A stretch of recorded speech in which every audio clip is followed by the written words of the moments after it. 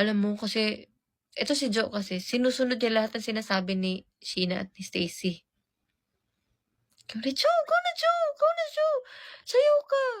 Ako na taga-saway, "Jo," gaganunin ko na siya, "Jo, 'wag." Tas sabi niya nung nanood kami ng show ng Boz, yung nanood kami kay Kuya A nun, may show sila.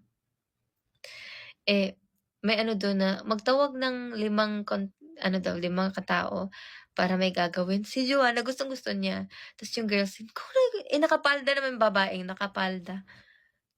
"Ate Jo, sige na." Ta's si Joanna gustong-gusto niya din kasi parang rarampa lang, eh, irarampa lang yung t-shirt, ganyan, ganyan.